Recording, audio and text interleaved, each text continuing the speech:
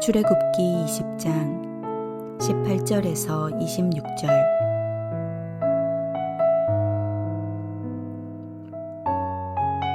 뭇 백성이 우레와 번개와 나팔 소리와 산의 연기를 본지라. 그들이 볼 때에 떨며 멀리 서서 모세에게 이르되, 당신이 우리에게 말씀하소서. 우리가 들으리이다. 하나님이 우리에게 말씀하시지 말게 하소서. 우리가 죽을까 하나이다. 모세가 백성에게 이르되, 두려워하지 말라. 하나님이 임하심은 너희를 시험하고 너희로 경외하여 범죄하지 않게 하려 하심이니라. 백성은 멀리 서 있고 모세는 하나님이 계신 흑암으로 가까이 가니라. 여호와께서 모세에게 이르시되, 너는 이스라엘 자손에게 이같이 이르라. 내가 하늘로부터 너희에게 말하는 것을 너희 스스로 보았으니 너희는 나를 비겨서 은으로나 금으로나 너희를 위하여 신상을 만들지 말고 내게 토단을 쌓고 그 위에 내 양과 소로 내 번제와 화목제를 드리라. 내가 내 이름을 기념하게 하는 모든 곳에서 내게 임하여 복을 주리라. 내가 내게 돌로 제단을 쌓거든 다듬은 돌로 쌓지 말라. 내가 정으로 그것을 쪼면 부정하게 함이니라. 너는 층계로 내 제단에 오르지 말라. 내 하체가 그 위에서 드러날까 함이니라.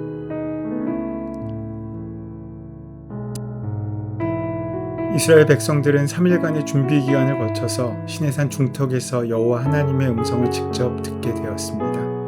하늘문을 여시고 이스라엘 백성의 귓전에 대고 하나님께서 말씀하고 계시는 것입니다.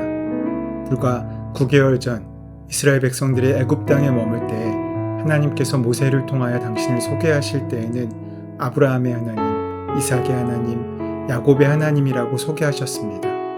즉 그때까지 이스라엘 백성에게 있어서 하나님은 조상들이 경험했던 하나님이었습니다. 이제 십계명을 선포하신 시점에 하나님께서는 당신을 애굽 땅 종되었던 집에서 인도하여 낸 너의 하나님 여호와라고 알려주고 있으신 것입니다. 이제 그들의 조상의 하나님으로 끝나는 것이 아니라 지금 출애굽의 하나님이 되어주신다고 약속하고 있으신 것입니다. 이스라엘 백성들이 자신들을 출애굽시켜주신 분으로 하나님을 기억하기를 원하고 계시는 것입니다. 부모님을 생각하면서 내게 삶의 기회를 주신 분이라고 말할 수 있고, 초등학교 때 담임선생님을 기억하면서 내게 공부를 시작하게 해준 분이라고 다른 사람들에게 소개할 수 있다면 그는 의미 있는 어린 시절을 보낸 사람일 것입니다. 우리는 기억해야 할 많은 감사의 제목과 주제들에 대해 무감할 때가 많습니다. 나의 삶을 풍성하게 했던 많은 사람들에게 나를 이렇게 만들어주신 분이라고 칭할 수 있어야 할 것입니다. 그리고 오늘 우리 삶 자체를 책임져 주시는 하나님께 나를 오늘날 나되게 만들어 주신 분이라고 우리도 말할 수 있어야 할 것입니다. 하나님께서는 우리의 삶의 자리에서 우리의 그 고백을 듣고 싶어 하십니다. 모세가 시내산에서 십계명을 전할 때 뭇 백성들은 우레와 나팔의 번개 소리로 산의 연기를 보았습니다. 그 웅장하고 장엄한 모습에 백성들이 떨며 멀리 서서 모세에게 말하였습니다. 당신이 우리에게 말씀하소서. 우리가 듣겠습니다. 하나님이 우리에게 말씀하시지 말게 하소서. 우리가 죽을지 모릅니다. 그렇게 모세에게 말씀 중재자의 역할을 부탁한 것입니다. 하나님의 영광의 형상을 직접 대면하면 죽는다고 했기 때문입니다. 예수님께서 왜 적어도 마리아의 몸을 통해 마국간에 평범하게 오셔야 하셨는지 여러모로 생각해 볼 수 있겠지만 이 부분도 그 이유 중에 하나가 되는 이유가 될 것입니다. 예수님이 만약에 천둥과 번개치는 가운데 바람과 비를 몰고 내려오셨으면 사람들이 어떻게 반응했겠습니까? 허름한 모습을 했음에도 권세 있게 설교를 했던 세례 요한에게도 가서 굽신거렸던 그들입니다.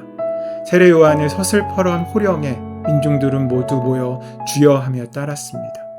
그러니 예수님이 권세 있는 모습까지 갖추어 오셨다면 십자가에 못 박기보다는 왕으로 오셨을 것입니다. 그래서 예수님은 마국간에 오셔야 했던 것입니다. 하나님은 그 위험만으로도 두려워 떨 수밖에 없는 분이십니다. 이스라엘 백성이 얼마나 겁이 났으면 직접 말씀하지 마시고 모세를 통해서 말씀해 달라고 사정하고 있겠습니까? 재앙을 주시는 것도 아니고 호령을 하시는 것도 아니고 십계명을 말씀하시는 것인데 무서워서 직접 못 듣겠다는 것입니다. 아마 하나님의 처음 계획은 이스라엘 백성들의 귓전에 친히 율법의 한 구절 한 구절을 들려주시는 것이었을지도 모릅니다. 그러나 이제 모세가 하나님 앞에 나아가 하나님의 말씀을 듣습니다.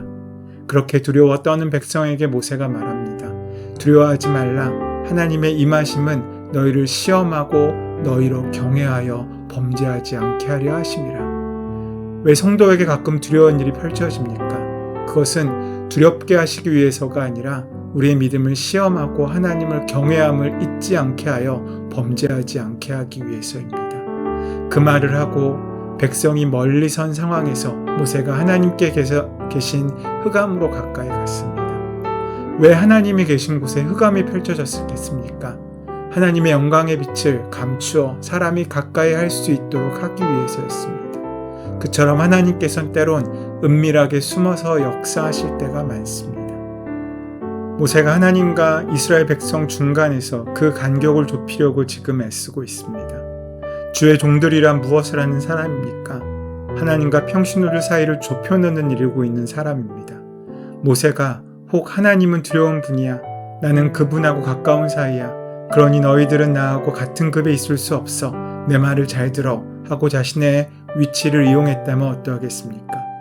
조금 더 가졌다는 이유로, 조금 더 안다는 이유로, 조금 더 힘있다는 이유로 우리는 하나님께 가까이 가려는 자들과 하나님 사이에서 오히려 방해자 역할을 하고 있지는 않습니까?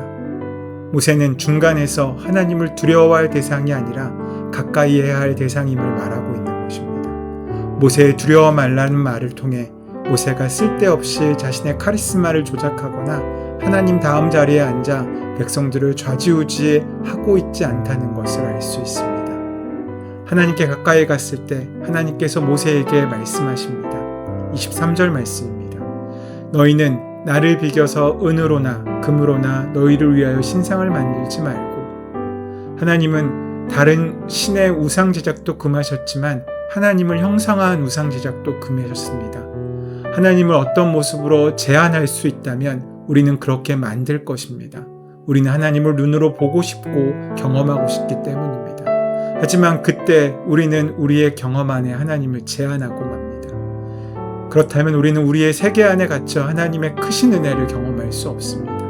그러하시기에 하나님께서는 하나님을 제한하지 않도록 하나님의 형상을 따라 모양을 만들지 말라고 말씀하시는 것입니다. 그리고 24절 첫 부분 말씀을 보면 하나님께서는 제단을 흙으로 쌓은 토단 형식으로 만들라고 하십니다. 그것은 이동 중인 그들의 상황에 맞추시려는 목적도 있었지만 동시에 돌이나 금속을 사용한 인위적인 이방신의 제단과 구별짓고 제단의 외형에 치중하다가 예배의 참된 의미를 잃지 않도록 하시기 위한 까닭입니다. 하나님께서는 그 쌓은 토단에서 번제와 화목제를 드리라고 하셨습니다. 오늘날로 말하면 교회에서 진실한 예배를 드리라는 말씀입니다. 교회가 온전히 세워진다는 것이 무엇입니까? 큰 건물과 아름다운 제단을 만드는 것이 아니라 흙으로 쌓은 제단이라고 할지라도 그곳에 거룩한 번제와 화목제가 있는 것입니다. 성도의 가장 중요한 사명은 신령과 진정으로 예배드리는 일입니다. 하나님께서는 단을 흙으로 쌓게 하셨지만 가끔 돌로 쌓을 때도 있었습니다. 그때는 다듬지 않은 돌로 쌓으라고 말씀하십니다. 다듬은 돌은 애굽의 종살이를 연상시킵니다. 애굽에서 히브리 노예들은 대규모의 신전과 피라미드의 성을 만드는 일에 끊임없이 동원되어 돌을 다듬으면서 피눈물을 흘렸습니다. 결국 다듬은 돌로 제단을 쌓지 말라는 말씀은 소박함과 초심을 잃지 말고 제단 건설이라는 미명하에 백성들의 피눈물을 짜내지 말라는 뜻일 수도 있습니다. 예수님께서 지금 오신다면 기뻐하시는 교회가 어떤 교회겠습니까? 초대형 교회로 아주 화려한 건물로 올려드리는 아주 큰 예배당을 보고 기뻐하시겠습니까? 십자가를 지시기 3일 전에 화려한 헤롯 성전을 보시며 탄식하셨던 예수님을 생각하면 지극히 회의적입니다. 예수님은 소박해도 사람들의 눈물을 닦아주고 사회의 그늘질 곳을 밝히며 땀 흘려 그리스도의 몸된 교회의 역할을 감당하는 참된 교회를 기뻐하십니다. 물론 필요한 때 누구나 공감할 만한 실용적인 건축은 축복받을 일입니다. 그러나 종교 리더의 야망이 담긴 화려한 교회 건축은 밥의 탑을 쌓는 저주가 됨을 우리는 기억해야 됩니다. 진정한 교회는 우리의 삶을 통해서 세워지는 것입니다. 온전한 마음으로 하나님께 귀한 마음을 드리는 우리가 될 때, 겸손하게 하나님께 나아가는 귀한 예배의 마음을 잃지 않을 때 우리는 참된 예배의 사람이 되며 하나님의 거룩한 백성으로 세워질 수 있게 되는 것입니다. 오늘 하나님께서는 그 말씀을 우리에게 하시기 위해 우리에게 다가오십니다. 예수님께서 우리에게 오신 자리는 화려한 왕의 자리가 아니라 마구간이셨습니다. 그것이 바로 우리가 있어야 할 자리입니다. 있는 그 자리에서 하나님의 은혜와 축복의 통로가 되는 귀한 삶을 사는 저와 여러분 되시기를 소원하고 축원합니다.